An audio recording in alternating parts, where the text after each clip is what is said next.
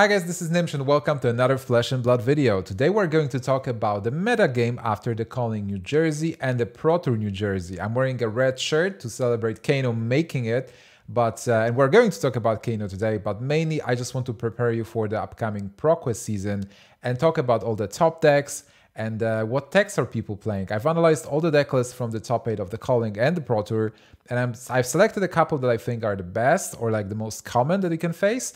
And I've also got a couple of notes that I want to bring up so you feel prepared and you don't have to do it yourself. So without further ado, let's go. All right, so the first deck we're going to talk about is Starvo. The best deck still, I feel, even though Chain won the Pro Tour, still Starvo won the Calling, which was an 800 player tournament. And this is really the deck that had the highest representation in both top 8s, I believe. So the deck I selected here to go through first is Mateusz's deck. It's pronounced Mateusz Sas. So Mateusz won the Calling New Jersey, and this is his list. It's basically a very, I wouldn't say standard, but a very compact list with not many techs. So the first thing you will notice is Evergreen obviously now is a standard.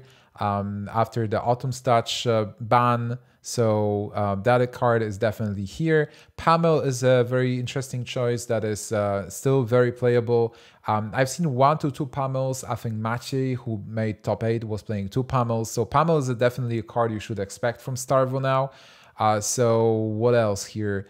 Sing Below is standard. Yeah, this is so Exposed to Elements. This is a new tech that is being played by Starvo. Something I noticed is almost everybody plays it now, but just 1 copy. So if it happens that they have it, you don't really have to worry about a second copy. It's a card that doesn't have block, so it's obviously a sideboard card. I personally had to face it basically yesterday. A player, our national champion, played it against me when I was playing Prism and destroyed my footsteps. It was very surprising. It just happened. This card is obviously also here versus the Crown of Seeds. So what it does, it destroys an equipment with 0 armor if it's fused with ice, unless an opponent pays 2. So they play it as an instant. It's an instant card. Basically, whenever you have no mana to destroy an equipment you have. So a very nice tech. Apart from that, it's pretty standard, I would say. So a couple of things I noted for this list, let me go up for a moment, is that Mateusz, first, he did not play Ram. So there is no Rampart's head of the Ram or whatever that is, Rampart of the Ram's head. Yeah, so it's not here. It's not on the list. Also, you can notice that there's not that much Null Rune, which is interesting. So, and not even specifically Null Rune, it's like Arcane Barrier, which I'm going to be calling AB from now on. So AB stands for Arcane Barrier. And this deck definitely doesn't have it, which means like this deck or those decks can be preyed upon by Kano players. Many lists already have more AB after the Pro Tour. It was interesting that Mateusz didn't include any additional AB. Obviously takes the slots away from the deck, but there were lists of Starvos having 2 AB or even 3 AB, I believe, in their sideboard. What else I noted for you here? So yeah, so 1 red Pamel instead of 2. 2 are being played as well. Something from the other list. I won't be showing other lists. And by the way, all the links of the list that I will show you today, first, you can find them in the description. So I've combined all the deck lists and put them into FabDB. So all the deck lists I'm showing today will be in the description. But also, if you want to see all the deck lists from the top 8 of the Calling and top 8 of the Pro Tour, there are on FabTCG website in events deck lists. So you can see all of them there in the different format. I like putting them into FabDB format because I like seeing images. I'm a visual person, so I like seeing exactly what cards are there in front of me. And also FabDB has this fun sorting thing that instead of just regular grouping, you can sort cards by pitch. So that shows you how many reds are in the deck to see how aggressive is the deck, how many yellows and how many blues. So that's something I really like. So I prepared it for you so you don't have to do it yourself. The decks I show today will be in the description for FabDB format. All right, let's go forward. So Josh from Calling Top 8, he was running a couple of interesting cards in his Starvo list. So he was running Channel Mount Heroic, he was running Crush Confidence, and Channel Thunder Step. It's very interesting choice. So Channel Mount Heroic is there's some additional pump, additional damage. Thunder Step is just some go against. But Crush Confidence was interesting tech, I believe, against Starvo mainly to... so Crush Confidence, what it does when it hits, it switches off the hero power, and I believe that was, or like the hero ability. So it's pretty neat versus all the heroes actually that have it. A very interesting tech. So you can see that in potential lists. Then one tech from Machi's list, who made top 8 in the Pro Tour, was Imposing Visage. I believe the purpose there was to get the channel lake Frigid easier. So it's kind of like a 4th channel lake that you can draw into and snatch one of the lakes from your deck, because lake obviously very important versus some matchups. And then Florin, who was 2nd, I believe, in the Pro Tour, he had Art of War, Eye of Ophidia, and Tectonic Plating. So very interesting choice as well. Tectonic Plating seemed to work really well for Florin throughout the tournament. Art of War, a very cool card, and Eye of Ophidia was a very nice addition. I've seen a couple of other players had it as well, Rob Seigel and a couple of others on broadcast. So seems like Eye of Ophidia, a good card. You pitch it as a blue, you can opt, so you can basically make sure that your Starvo is working for next turn to fix your draws. Pretty cool stuff. Overall, Starvo still the best deck. I think you should definitely prepare to sideboard against it. And as a Starvo player, prepare for mirrors and all the other matchups. But yeah, siding versus Starvo, you've seen this deck. I won't talk too much about it. We still have a couple other decks to go through. So another deck I have for you is Chain. Chain that have won the Pro Tour. Pablo took it. Pablo from Spain took it with this list. It's a very nice list. Let's quickly go through it. So even before we go into other cards, there is not that much Null Rune in equipment. Obviously, Pablo coming into this Pro Tour did not expect that much Kano, so there was no preparation for that specifically. Yeah, this deck is really nice, very aggressive, obviously. And you've seen Pablo play it. You've seen most of the techs. Very solid list.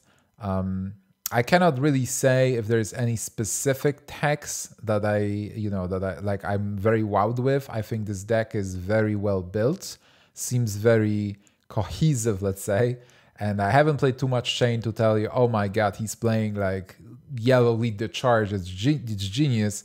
I see this list as a very solid one, and a list that I would love to play myself, test it out. Not many people know that actually a player in the top 8 of the calling, his name was Daniel, is actually Pablo's friend, and was playing an exactly same list with one difference.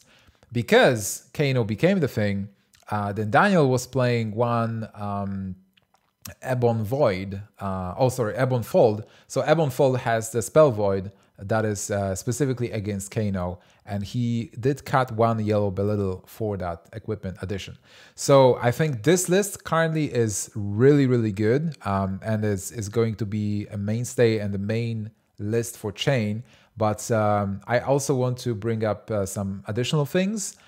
There was one more list in the calling top 8, and that was, I believe, Robert.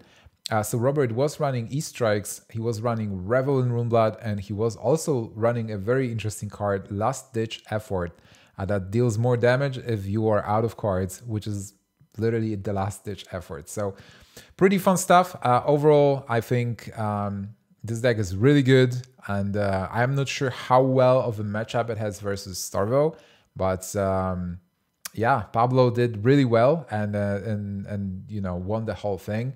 Also, what I would like to coin a phrase, because Pablo did 0-2 at the Pro Tour, and then he won the whole thing. And there is a phrase called 0 to drop. So after you 0-2 a tournament, you just drop because you have no chance for the top cut. I would like to coin a new phrase in Flesh and Blood called 0-2 Pablo. So in a big tournament, if you 0-2, you just 0-2 Pablo and win the whole tournament. So let's do that exactly. And that's Chain. Chain is a great deck right now. Definitely you need to have a plan if you come into the tournament to face the Chain players and to know how to sideboard against it. What do you want to do? Do you want to fatigue them? Do you want to raise them? Both strategies pretty hard, but a fun deck to play, and not that much fun deck to play against because it's very, very powerful. The third deck I have for you is Prism, and Prism concludes the big three. There is those three big decks that I think are the most common, the most prominent, and the strongest, which is Starvo, Chain, and Prism. Oliver has a very nice video where he's going through his deck choices and overall the picks and strategies on the OK and Y podcast. So I recommend checking that specifically for some of the cards he chose. But let's quickly go through this list and talk about some odd cards that you normally don't see. So Lead the Charge in Prism, very interesting choice to fight the Aura plan. He's not playing Raging Onslaught yellow, so he is leaning towards destroying auras. He is playing Command and Conquer though, so he still has the 6 breakers for the mirror. Then he is playing Art of War, definitely not a common card in Prism. And I believe, and Fate Foreseen that we've seen is also not super common. He explains it very well in the video why he's playing Fate Foreseen and Sing Below. Also, he decided to play Yellow Unmovable, which is a bit different than the Red Unmovable. So interesting choices all in all. I looked at the other Prism lists that made it. There was one more Prism, I believe, in The Calling, and there was one more in ProTour, but I haven't seen anything like specific that should be brought up. Very standard lists. So obviously Prism, a very interesting deck with an unusual plan of auras. So whenever you play in this metagame, you should be expecting Prism as something that it will be popular, and you should have a sideboard plan for Prism as well. And I believe that will be it for our big 3. So let's see the deck number 4. Fourth best deck in my opinion is Briar. Briar, I think I wouldn't say very popular, but a deck that's definitely here and there. Briar is in an awkward spot in the metagame because I think it has a wonderful matchup versus Prism, but it does struggle a bit versus Starvo. It does struggle versus Chain. I feel like, all right, Chain might be like 50-50, but I think Starvo is not a great matchup for Briar, but a Prism is a really good one. So players who really like Briar, they are still on Briar. And they make it. Like Jacob made top 8 of the ProTour New Jersey. There was another player, Ralph, who made it to top 8 of the Calling with Briar. So, you know, Briar still works as the deck. So let's go quickly through Jacob's list here. There is Arcane Barrier 2, which is important on Crown and Vexing Quillhand. So there is some protection versus Kano, which is very, very good to have. There is a lot of similarities to the previous Briar, obviously, but Briar also got hit by the Autumn's Touch. There is Lead to Charge to fight the Prism, to give yourself that additional push if there is too many auras. Overload is kind of standard right now. In both lists, players were playing Overload. Very nice with the Channel Mount Heroic or some kind of buff. Remember that you can break Heralds with Lightning Press. Lightning Press is an instant, so if you block with a card, let's say you block a Herald with Endpoint Lightning, you can actually play Lightning Press on Endpoint Lightning, which will make it a 7 attack card, and that will break a Herald. So that's a small little trick there. Like another reason why this deck is so good versus Prism. And overall, pretty fast deck. Some players are playing Burgeoning, so here is one Burgeoning and double Evergreen. It can be 3 Evergreen, can be 3 Burgeonings, depending on what you really want. Both I think are pretty good. And yeah, Briar is still a good deck. Let's look at the differences I noted for Ralph. So Ralph's list had Exude Confidence and Flocks. Flock of the Featherwalkers. So basically, players are looking for different options, but the core of the deck is pretty much very similar with not many differences. This deck just wants to play Channel Mount Heroic and kill you as soon as possible. So fun deck to play, but can be tough in the current metagame unless your metagame is full of Prism players. Then this will be the best choice because you can just farm them. So a good deck for sure. And now let's talk about the talk of the town, the deck that showed up from nowhere and did really, really well.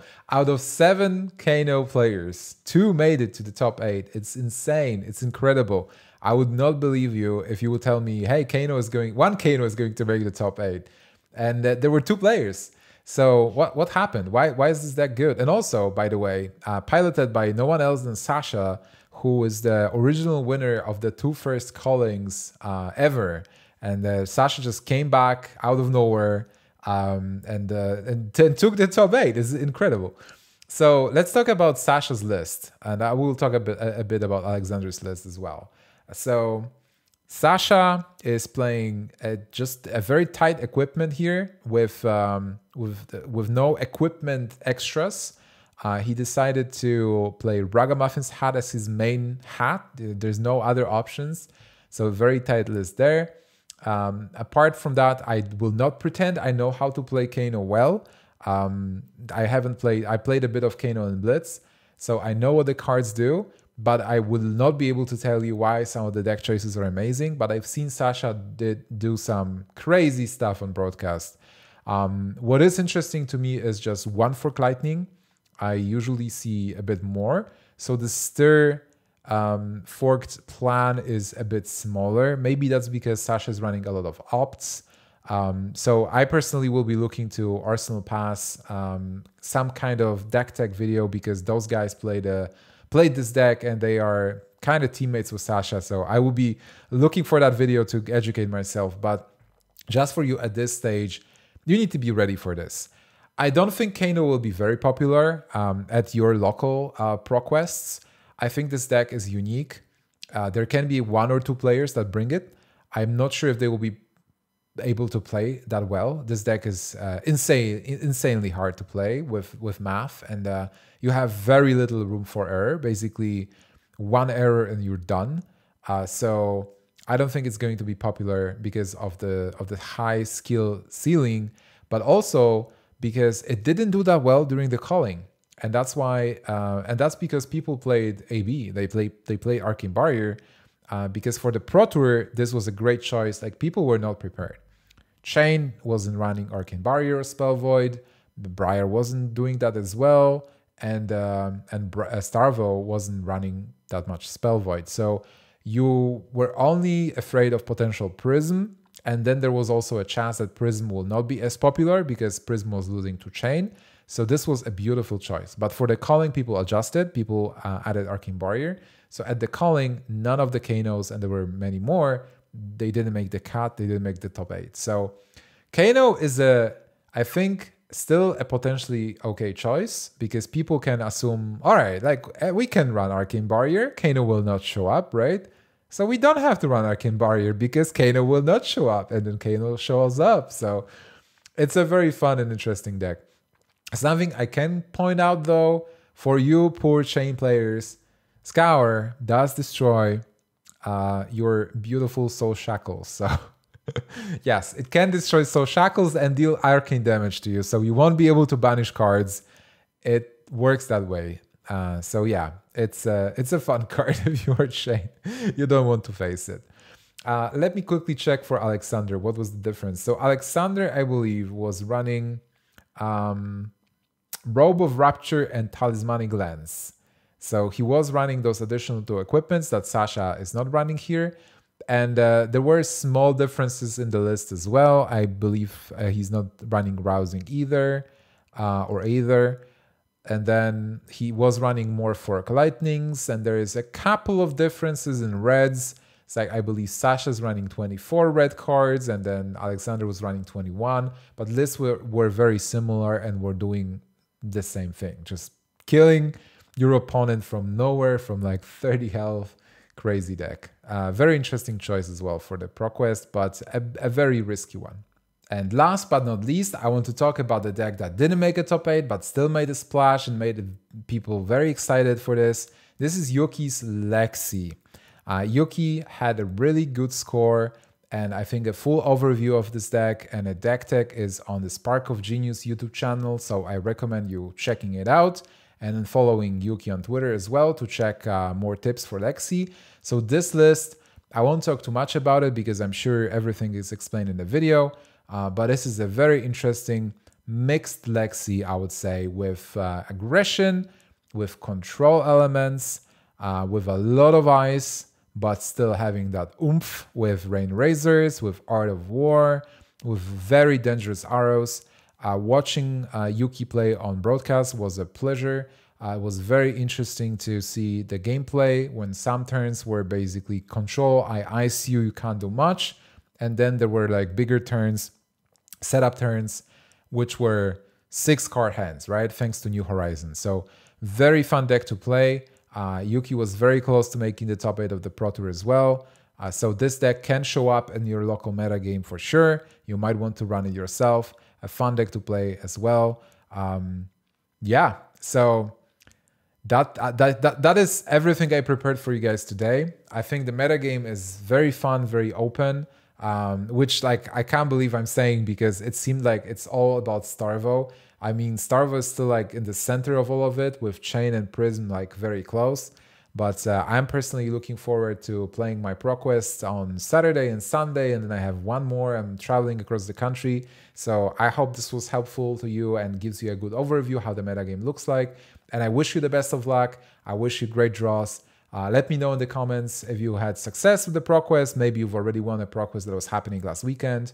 I'm just having a lot of fun with Flesh and Blood, and I hope you have too. So thank you for watching. See you guys in the next video.